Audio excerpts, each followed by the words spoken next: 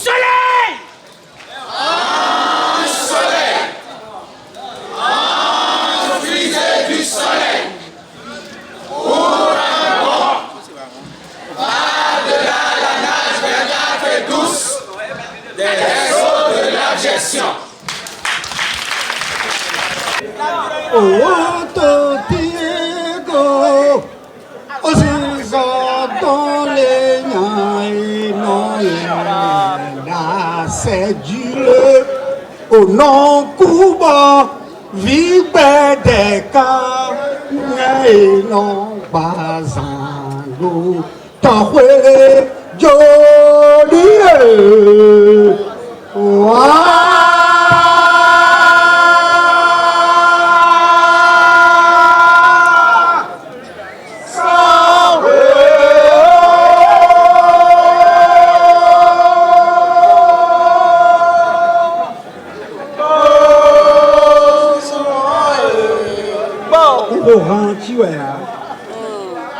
oh, yo he hangle mi.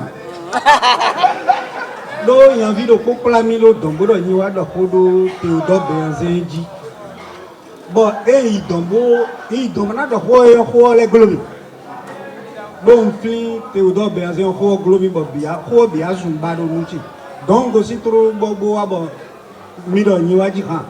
Bo no bia fando nunu mi. Oh, abiko ya.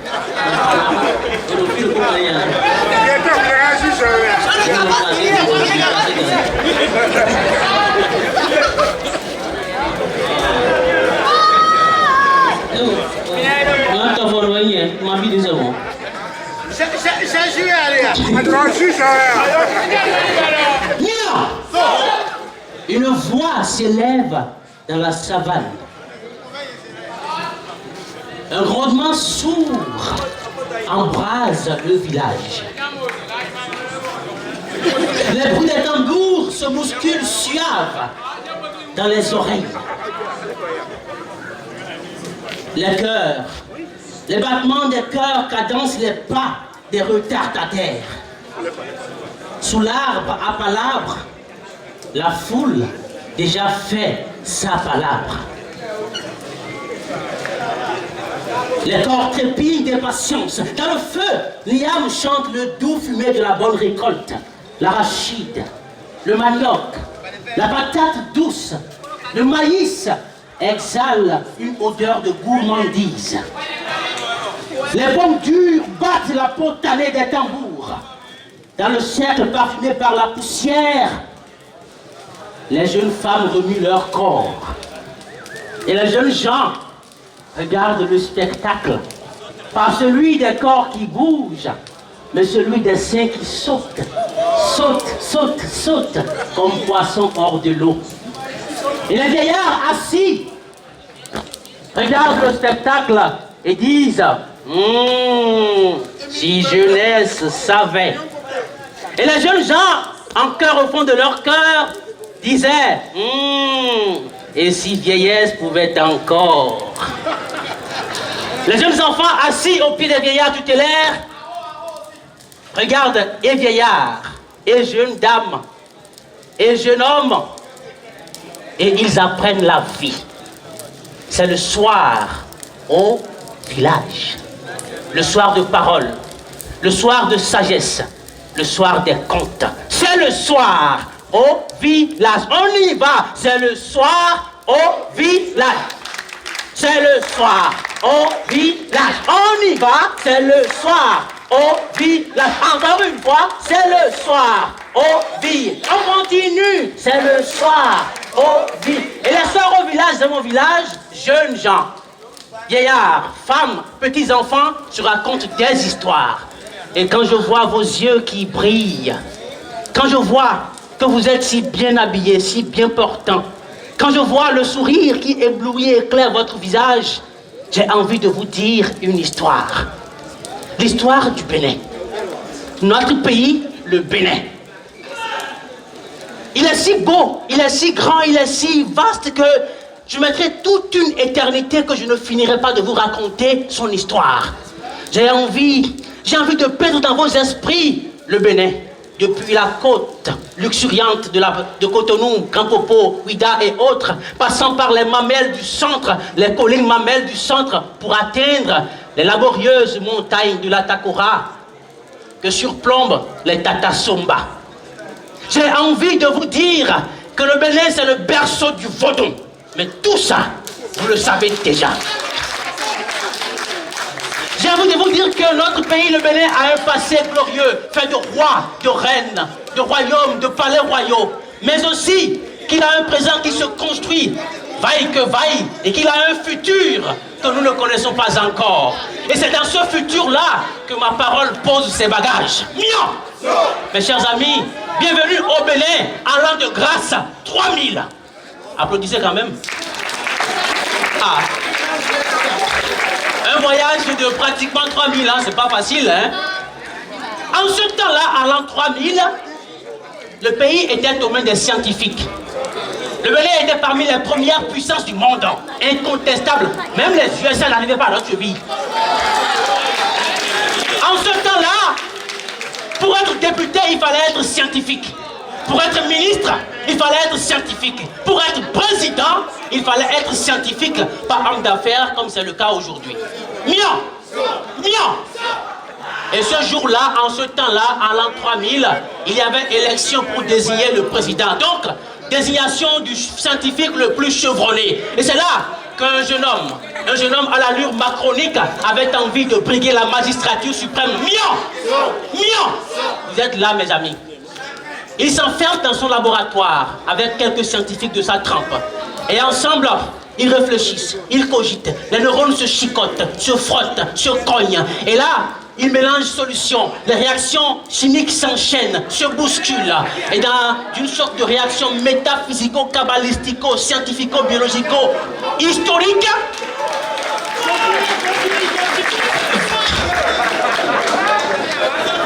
il a envie de prouver à l'humanité tout entière et à ces gens du futur qui ont oublié leur histoire que le Bénin avait connu un homme, un roi tout puissant, et que ce roi n'était pas un homme ordinaire, mais un demi-dieu.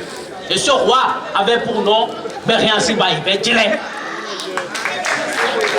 Ils étaient là dans le laboratoire, ils fouillaient dans leur tête, dans leurs neurones, ils fouillaient, puis on entend boum! Deux solutions chimiques qui n'auraient jamais dû se rencontrer se croisent. Une détonation extraordinaire, provoquant un tremblement de terre à 10 000 lieues à la ronde. Le laboratoire est parti tout de suite en fumée. Tout de suite en fumée. Les laborantins avec partis en fumée. Il ne restait plus que des gravats de béton, de la fumée, de la cendre, de la flamme qui partait dans les airs et une volute de fumée qui accompagnait. Mion! Mion! Et là, dans ce décor macabre, dans ce décor de tristesse, des pieds jusqu'aux cheveux, en chair et en os, debout, comme un vrai homme qu'il était, Tadak Beriansi Baïbé Djilé, revenu à la vie, on ne sait par quel mécanisme alchimique, mais debout quand même, dans ce Bénin de l'an 3000. Il était debout et il regardait autour de lui. En une fraction de seconde, au lieu d'entendre les louanges, quand le roi sort, on chante au Benomandebo mi fouloué, eh yeah, Benomandebo ya soupo, weke ronbo kwemito wabo weziza edo dada solo e. Tololo ba barre nous agbaro po zéro, tout le pour le noir. Aucun don ne ponctuait les louanges méritées par sa majesté. En lieu et place des hurlements de gyrophares, avec des lumières étincelantes qui freinaient en lieu et place des policiers descendirent à la place des panigans. Ils se saisirent de lui, prétextant qu'il était le responsable de l'explosion et direction prison. Tadak Beriansi déçoit. Peu de temps après, un vieux juge sénile complètement rabougri tapa un bois sur une table, le déclara fou. Et on le congédia dans un asile de fous au milieu des fous furieux. Tata Berianzi. Berianzi m'a dit à quel point à fort là mamou au coûté mon encore au noir les noms et mon enfant voilà qui même mon bien et pour moi on tient la wati to même bateau à classe même tu veux quoi son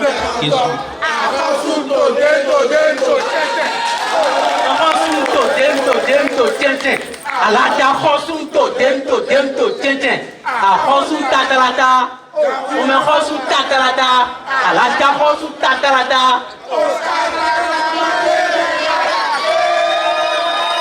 aleme kamore tume pata o seu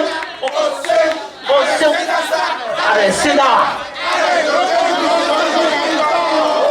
vous étiez là policier pour vous-même s'il vous plaît d'accord moi le wale et non quoi problème Tata Berianzi lui-même assis au milieu des fous furieux. Il se mit debout, entonna un chant de guerre, arracha un de ses cheveux, récita 10 000 incantations en une seconde. Et le cheveu se mit à grossir, puis à grandir, pour devenir un gigantesque requin avec 2 grandes ailes, Tondo et Doron. Celui que l'on pila dans le mortier et que l'on rejeta qui fut homme, Tondo, Berianzi Mbaye-Vetile, le requin qui tient l'œuf que la terre désire. Eh bien, le requin s'est fait chair. Et Berianzi sauta sur le dos du requin à 2 pieds joints. Et exactement comme dans un avion, il attacha sa ceinture de sécurité. Il regarda les voyants lumineux dans les allées. Il a suivi toutes les consignes et quand il fut prêt, résolu à constater si les gens de cette petite aire géographique, de cette prison-là qui l'entourait, étaient les mêmes. Ces gens irrévérencieux, ces gens stupides, ces gens impénitents étaient les mêmes qui peuplaient encore son temps romain, tant aimé qu'il avait laissé pour rejoindre. Mion. Alors il appuya sur le démarré, le requin partit en tombe, paf, direction le nord, la chaîne de la Takora. Il arriva là-bas et ce qu'il vit était désolant, rien, plus aucune chaîne, des usines qui crachaient une fumée noire, ocre, qui lui serrait tellement les poumons qu'il avait peine à respirer. Il quitta le nord, il se dit, je vais partir à Nontéligbé. Vous connaissez Nontéligbé? Nontéligbé, là où il a enterré sa mère, où il a planté cet arbre par les feuilles. Plus aucun arbre. Ça faisait très longtemps que l'arbre avait servi de bois de chauffe pour les usines. Plus rien. De Nontéligbé, il dit non. Un bon chef revient toujours chez lui en dernière position. Je vais voir la route des esclaves au temps, si gorgé d'histoire. Il s'envola vers Ouida. Plus de route des esclaves.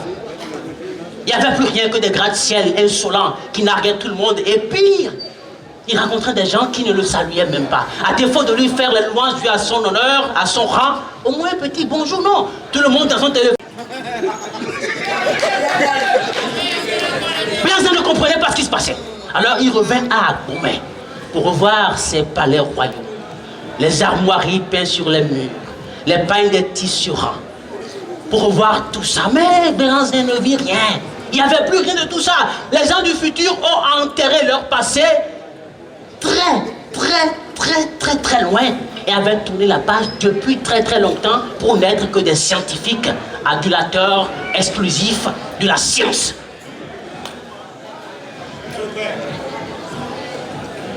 Je reconstruirai ce pays, pierre et pierre, pierre par pierre.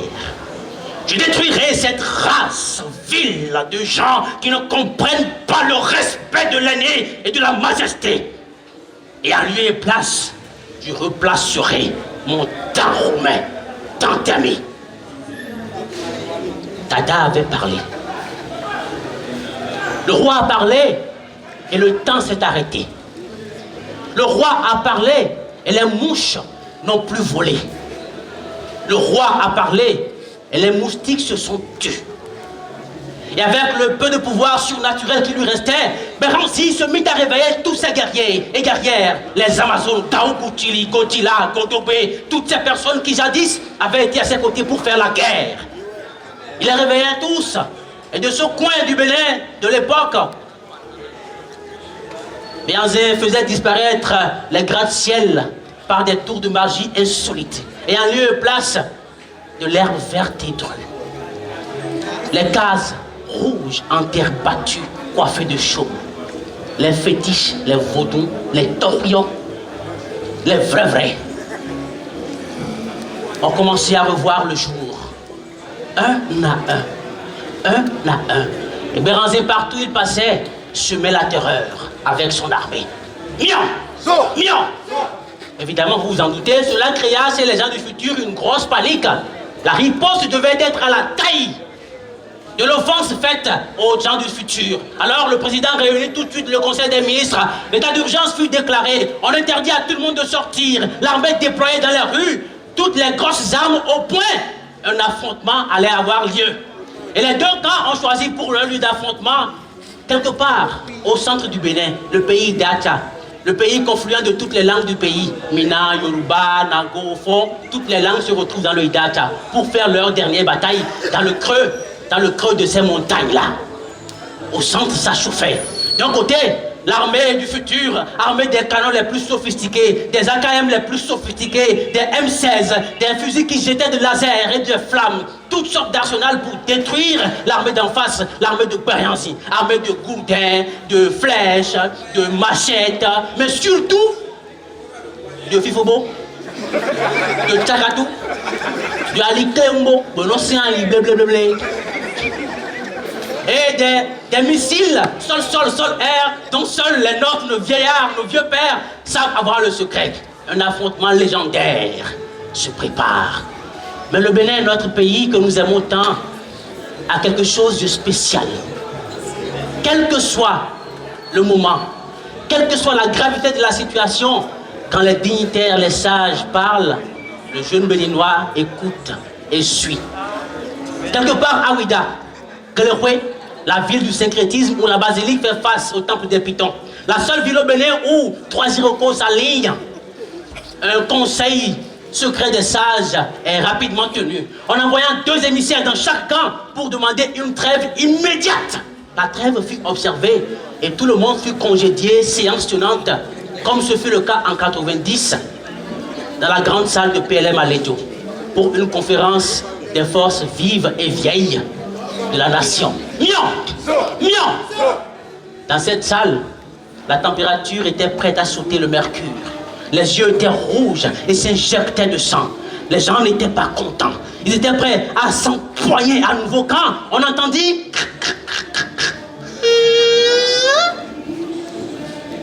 La porte de la salle de conférence s'ouvre. On voit entrer une ravissante jeune reine. Païssin à la taille, entre ses mains, la jarre trouée, toute parfumée, et sa pole est tombée. On a checké Tassi Rampé, la seule femme ayant régné au temps romain, avec la jarre trouée, symbole de paix et d'unité. Elle marchait et la salle était devenue soudain calme, comme hypnotisée, comme sous le coup de la magie de cette jarre qui demandait l'union. Elle marchait et plus personne n'avait le courage de lever la main. Et deux cons de belligérants ont trouvé l'instant propice pour crier et créer encore du trouble. Quand Tassi Rampé leur jeta son regard, la foudre réserva à ces 2 impertinents un sort qui dissuada tous les autres qui en avaient encore envie. Écartelés de part en part. Et les fils du Bénin, comme transportés, se sont levés pour boucher de leurs doigts les trous de la jarre trouée. Et ce jour-là, les gens du futur ont compris et accepté, restauré tout le vestige passé, tout le patrimoine culturel détruit par eux, afin que la mémoire des ancêtres reste et vive. Mion! Les anciens disent qu'il n'est pas bien de vivre dans le passé, car c'est le présent qui fait le futur. Mais il n'est pas bien d'oublier le passé, car c'est au bout du passé que l'on tisse le présent. Mion. Merci.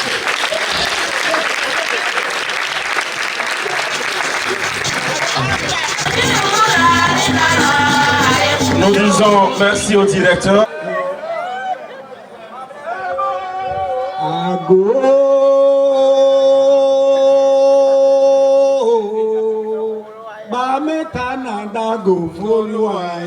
Ça c'est bien.